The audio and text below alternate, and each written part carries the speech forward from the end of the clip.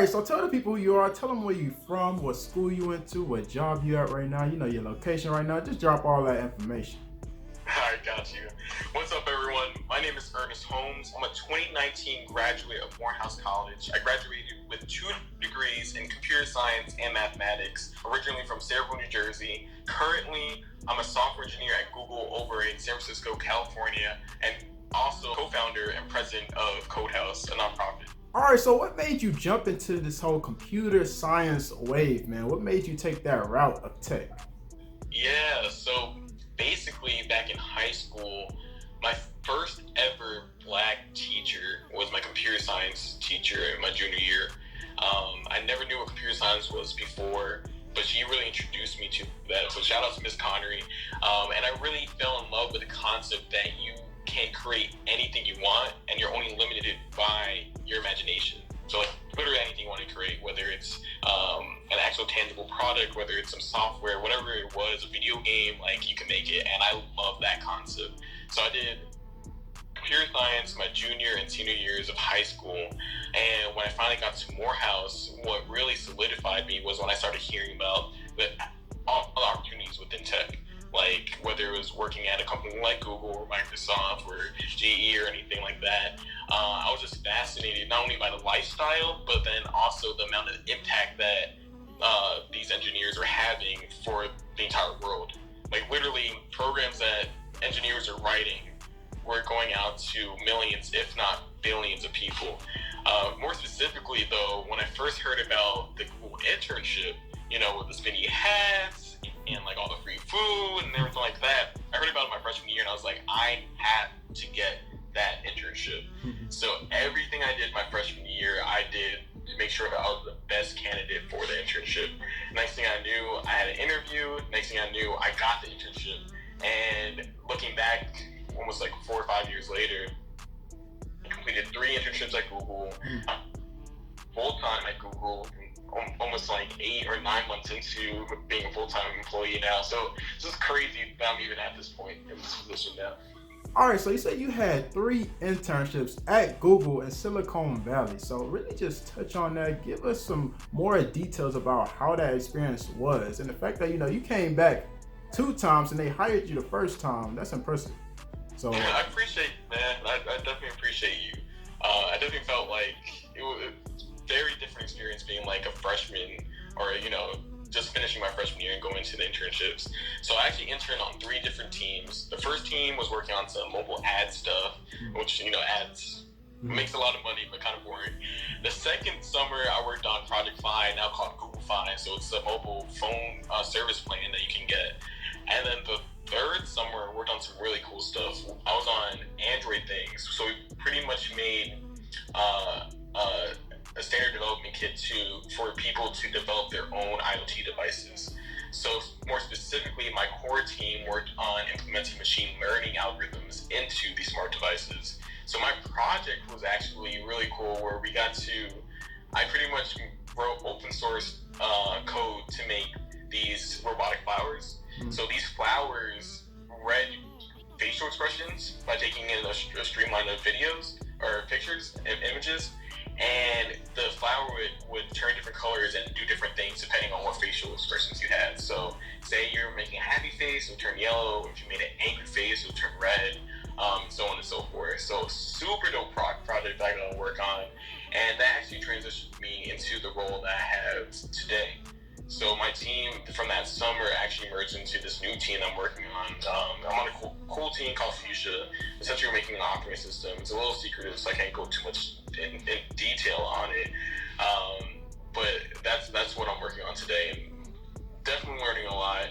The internships truly teaches you a whole ton, not only just technically, but just like learning how to work with a whole team to get a product or a feature done and completed, and really teaches you how to step up and not only figure out creative solutions to solving a problem, but to stand your ground when you think you've figured out a solution when other people might have conflicting like other solutions, you know. So that whole process was definitely eye-opening and definitely learned a lot. All right, so how was the interview process? You said you went there 3 times. Was the interview process different? Did you just get hired straight on after the first one? Because I hear, especially for certain big time like coding type of jobs, they'll go in and pretty much still give you like a whole process and pretty much drill you with questions, even coming back sometimes.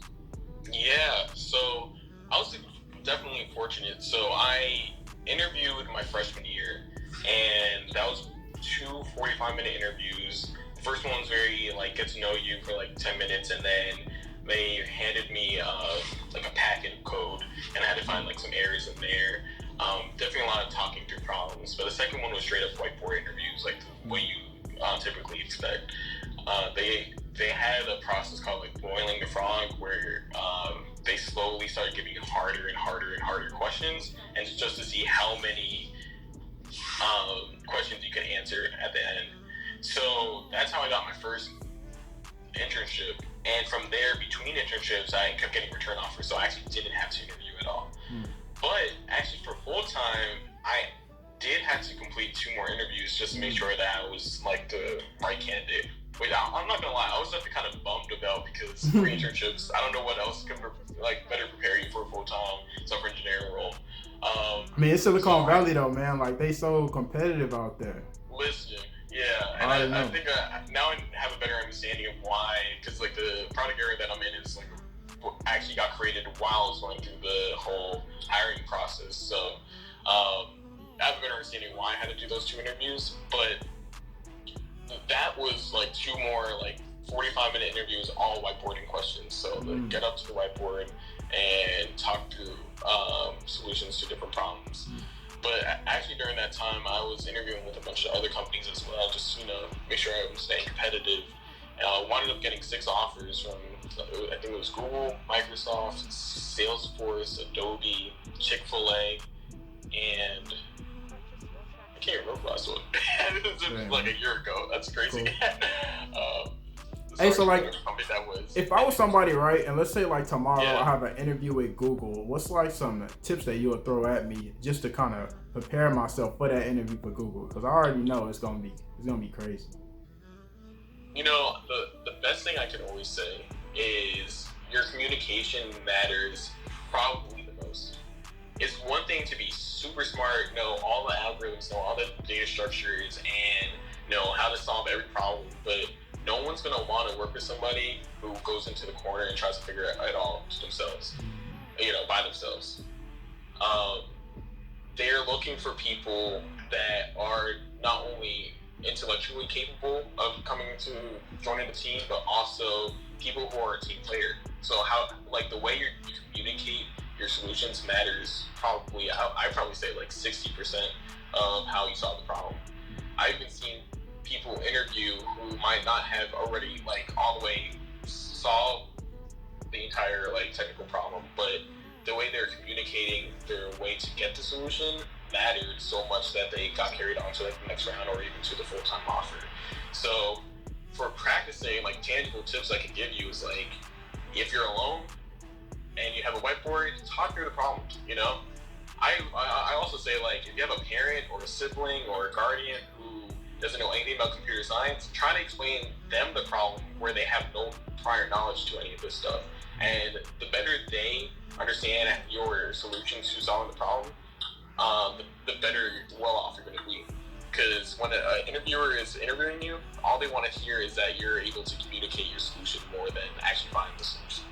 All right, so what's something that you did not expect jumping into being a computer science major? What's something that you go all the way back to going to your first class in college all the way up until now? What's like some things that you just did not expect?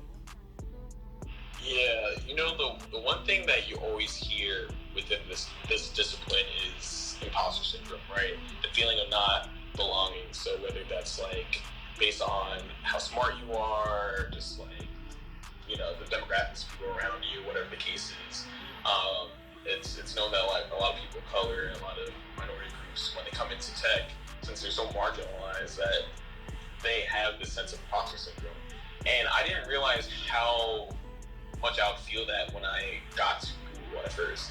I was one of the few Black students there for the internship.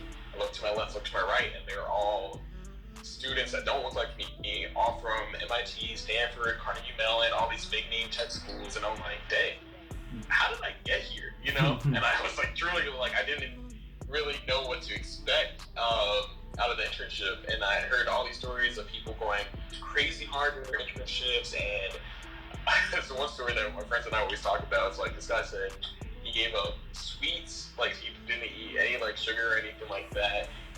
Deleted all his social media accounts, deleted all his streaming services, so Netflix, Hulu, and all that, and broke up with his girlfriend. And I never forget that because I was like, dang, like he went super hard to get like make sure he got a return offer and like he got the full-time offer. You know what's crazy? I literally just found his card like in some of my stuff, and I was like, bro, that's wild that you mentioned it. That's crazy. Yeah. I've seen him recently. Like we could catch up, like I guess offline about it. Gotcha. But I think it's like, you know, with that those are expectations. I was very nervous going into it all, and then once you finally get there and you're working with people 10, 15 years older than you, and like I keep saying, like no one looks like you. You're like, dang, like do I really belong here? But the key takeaway is like how you're able to take all that in and still succeed. Like, and realize that you do belong here. Like, places like Google, Microsoft, these major companies, they don't let people slip through the cracks, right? So, if you're put on a team, you got the interview, if you got the internship, and you're there for a reason, and you belong there. Right. And really coming to terms with that, and realizing that your self-worth matters, and that you add a lot of value there, that helps you get so much further than you think, you know? It's easy to feel stuck. It's easy to feel blocked. But the people who like succeed, or people who look like they succeed all the time, it's not that saying that they don't face blockages. It's not to say that they don't face obstacles in their path. It's their ability to get past those obstacles and to stand back up that makes them look successful, right? So I always keep that in the back of my head, and I don't face imposter syndrome as much anymore, even as a full-timer. You know, some people still look at me and think I'm an intern because I have like a younger looking face and stuff like that. But I know what I'm capable of, and if they don't know right now, they will soon know what I'm capable of on my team and stuff, you know? All right, so touch on your nonprofit organization that you got going on out there in Silicon Valley. Yeah, man. So, yeah, I'm really very passionate about this nonprofit. So, CodeHouse is a registered 501c3 nonprofit organization focused on supporting students of color into the technology world and technology field, right? So, it all started back when I was still a senior at Morehouse. A few other students and I, and like including like my co-founder Tavis Thompson, who's currently a senior at Morehouse right now, so he's a class below me. We came together with this concept of like, how can we make an event to impact the community around us in Atlanta to bring more exposure to computer science, right? A bunch of ideas got thrown together, but we eventually came up with Tech Exposure Day. So Tech Exposure Day was a day where after a lot of planning, we eventually got to the point where we brought 150 middle and high school students of color to Morehouse to expose them to computer science, right? So we partnered and got sponsored by Google, Microsoft, Adobe, UNCF, Dell, IBM, and where they actually brought representatives to the event. The students got to hear from a panel full of like directors and PMs, software engineers, and all people that look like them within the technology field. They got to experience like an expo where all the companies had really cool demos. So like Microsoft brought the HoloLens, Dell and IBM had some cool things to showcase to them, some hardware, and so on and so forth, right? And they also had swag to give away because, you know, companies love their swag to give away. And then the last part was we actually had the students participate in a design thinking workshop as well. So it was a full day for them to experience what the technology field was about, and then, but more importantly, see people in those key positions that they could one day obtain, right? And the amount of feedback and great feedback that we got from the event was like overwhelming, from like the corporate partners to the teachers who brought their students, to the students themselves, to like Morehouse coming to Atlanta, because, you know, we hosted it at the AUC, Atlanta University Center, that I realized that we had something there that we probably could take a step further, right? Like something, we had a blueprint that maybe if we keep developing this community that we're creating, and I kind of see it as three verticals now, right? So we have corporate world, collegiate, and then K through 12, right? We're bridging those gaps all together. That I think we can make this into official entity, official organization. So like the summer 2019, I spent a lot of time, dedication, got a lot of feedback and a lot of help from a lot of different people in my life. And now we're officially a 501c3, have a board of directors, bylaws, we're official now. But what we're pretty much doing, or how we're establishing ourselves, is that we have a chapter within Atlanta where we have students who are all dedicated to not only bettering themselves, but also bettering their community, all with the background and theme of tech, right? So they had a bunch of different events on campus this last year, whether it's resume reveals and like all that kind of stuff like that, right? Mock interview training, all that good stuff. And we most recently just had our second Tech Exposure Day, where we had 300 students come this time. More companies come and experience all of that. And we actually even gave out 20 laptops to students in need. Had an Xbox One as a prize giveaway for the students. And I sent you a link for the video if you guys want to see the recap or anything like that. But it was a really dope day. And like, not only are we trying to expose them to tech, so HBCUs, right? Because right now, companies are realizing that there's a big diversity inclusion problem, right? Like, I could talk about percentages and numbers of like the lack of specifically like Black and Hispanic and other minority groups that exist within these big corporate tech companies, right? Throw out some numbers while you at it. Sound like you done already did your research. Off the top of my head. Oh, okay. But to generalize, most companies are under 5% Black, you know? And if we talk about the amount of people, like those numbers don't reflect the number of users that they have, right? We're talking about the next billion users and stuff like that. Like the next billion users are going to be people from India, people from Africa, right? And how can we truly impact areas like that if you don't have people that look like them reflecting and creating the code and creating the programs to provide them that technology, right? So we go on to that whole tangent for a while. But I almost like lost the point of what I was trying to get at before. These companies are realizing that if they want to source top tier Black talent, that they need to start coming to places where top tier Black talent exists, right? So if they're coming to HBCUs heavy, they're going to places like PV, like Morehouse, like Spelman, like Howard, like Hampton to recruit this top tier Black talent. And there's pipelines being created and generated within these institutions.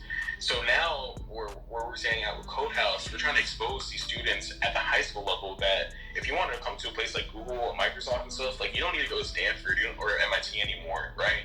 You could come to a place like Morehouse, and I would almost argue they have a better chance of getting to a place like Google at Morehouse than going to Stanford or MIT. Not saying it's not possible by going to one of those schools. Just you'll have a better chance for sure. Yeah, because like when they come to a place like Morehouse, they're looking for people that look like us, right? And so there's a general theme with all of that with the nonprofit, and we have like 3 pillars within CodeHouse, where we have exposure, support, and community. So pretty much all the things I've shown you right now have touched on the community and exposure part, and we have a lot of things in the work that are coming pretty soon for the support part that I'm definitely excited about for the expansion. All right, man, so that concludes this video. If there's anything that you just want to give to the people, or just have them take away something, one thing, anything for the viewers out there, what's something that you could give to them? Yeah, so I mean, when we touched on this a little earlier, but I feel like now, especially with social media and all that kind of stuff, like it's really easy to get in the point where like you're consistently comparing yourself to the people around you, right? And it's easy to get down on yourself when people are succeeding around you, and maybe some things that you might have worked at like just aren't going your way. And one thing that always keeps me at rest and at ease is that like I'll always know that people who do succeed and you think they might have a perfect life, that trust me, they had obstacles and struggles that they had to face through, right? And really honing in on the way that you stand up is key to succeeding with anything, right? I can't tell you how many times I was like knocked down and defeated with a bunch of different things I want in my life, right? But argumentatively, like some people look at me and think like, oh, I'm like a success case is on my Google and stuff, right? But I promise you, I worked hard to get there. So if you put in that work and put in that dedication, like you promise you can accomplish anything. And don't be scared to reach out and ask for help and advice. Gotcha. Hey man, what's your Instagram for the people? You know, they may want to actually reach out to you. You could follow me at Ernest ERNEST_Holmes HOLMES, and then CodeHouse is at CodeHouse.org ORG. And that concludes this video. Don't forget to comment, like, and subscribe. It really do help my channel when it comes down to the YouTube algorithm. If you guys have any questions regarding anything, just hit me up on Instagram, hit me up on the gram at DreThePlug123. And then also go check out my other YouTube channel. This is actually my second channel. My first one was called Andre ClassicCuts. I basically go in and give tutorials about all types of different haircuts. I actually show people how to do different type of things with the clippers that has never been done, and I pretty much go into detail as to why certain things happen. So definitely go check out that channel. Besides that, be on the lookout for my next content that's dropping. Be on the lookout for it because it's coming real soon. And I'm out.